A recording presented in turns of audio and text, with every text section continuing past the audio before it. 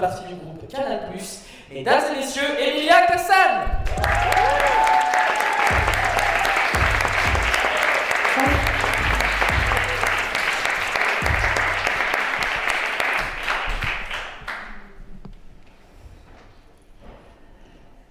Il faudrait tout oublier. Oublier le stress d'une prise de parole publique. Oublier que le lieu qui m'entoure a vu passer les plus grands de la scène française. Oublier tous ces visages accrochés à mon regard. Oublier ces lumières aveuglantes. Oublier ce micro qui amplifie ma voix, mais pas que. Oublier la pression d'un jury d'exception. J'aimerais oublier ce que je viens de dire qui pourrait donner l'impression que j'aime la corruption. Il faudrait tout oublier. Ça, c'est bien la phrase d'une Belge qui n'a pas digéré la défaite en 2018. Quel match, quelle soirée, belle et cruelle. Sacrés Belges. Ils paieraient de leur vie pour oublier la mauvaise blague qu'on leur a jouée. C'est curieux, mais il est tout aussi difficile d'effacer un passé douloureux que de restaurer les souvenirs heureux. Moi, par exemple, je me souviens parfaitement du jour où mon voisin a écrasé le sternum de mon chat avec les roues de sa Volvo. Mais j'ai tout oublié de cette formidable demi-finale où on a croqué de la frite. La fête est là, imprimée dans ma mémoire, mais les couleurs des drapeaux ont pâli. L'odeur de la bière et de la délivrance se sont évaporées. L'ivresse y est certainement pour quelque chose. L'alcool aide beaucoup à oublier. Oublier son portefeuille sur un comptoir, oublier le digicode de son immeuble, oublier la fonction réveil. Non, vraiment, l'alcool fait le ménage dans notre mémoire instantanée. Et c'est pas leur faute d'essayer aux Belges. D'une manière générale, la boisson est même une tâche qu'ils prennent très à cœur. Hélas, il est de certaines douleurs trop profondes dans l'orgueil que ni l'alcool ni le temps ne peuvent soigner. Est-ce que vous avez déjà vécu cette sensation? La sensation de honte qui vous prend à la suite d'une soirée un peu trop guindée. Vous êtes là, dans votre habit de lumière, le plexus solaire bien bombé est là.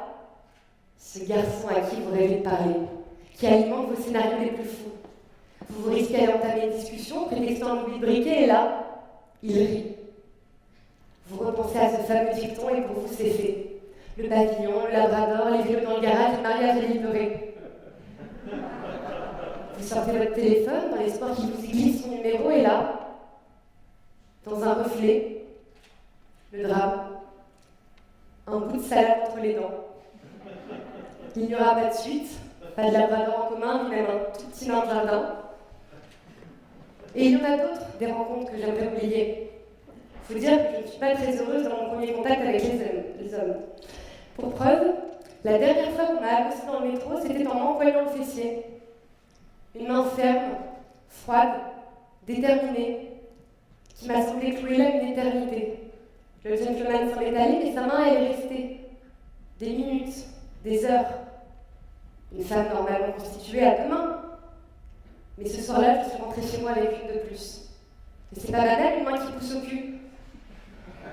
Mais j'aime à penser que ce brave garçon devait souffrir d'une timidité maladive, ou être drôlement pressé pour m'aborder si furtivement et disparaître dans la foule, sans un bonjour ni un regard. J'ai dû le pardonner, tout envoyer valdinguer, même s'il aurait fallu tout oublier.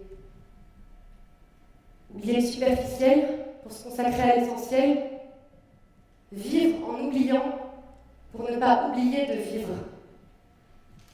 Oublier les codes et les coutumes, oublier les anniversaires à souhaiter, de relever le courrier, oublier les impôts, la taxe d'habitation, la redevance télé, votre loyer, Madame Cassagne, oubliez. Et finalement, je crois que j'aime oublier. J'aime me conforter dans les bras cotonneux de l'insouciance qui me protège de la responsabilité. Osons l'oubli. Aimons-le plutôt que de le redouter, comme signe d'affaiblissement, du temps qui passe, de la mort et de notre propre oubli à venir. Laissons plus de place à l'oubli dans nos vies. Vivons sans nous embarrasser de trop de souvenirs, comme pour redécouvrir le charme d'une vie toute neuve. Oublions tout pour tout redécouvrir. Vous voyez, moi je suis née à Rochefort, une ville de 25 000 habitants en Charente-Maritime, et quand j'avais 10 ans, c'est un DVD qui a changé ma vie. Les Demoiselles de Rochefort. Je ne cessais de chanter et danser pour tenter de ressembler à Solange Garnier, un univers teinté de mélancolie devant lequel je suis toute mon enfance émerveillée. Un film qui pour moi s'impose comme une ode à la redéfinition de soi, Des demoiselles qui, dans la...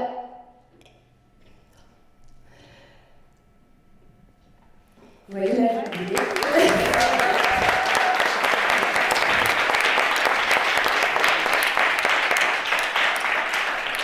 Des demoiselles qui m'ont donné la sève, à travers les épreuves, de revivre plus forte pour tout oublier.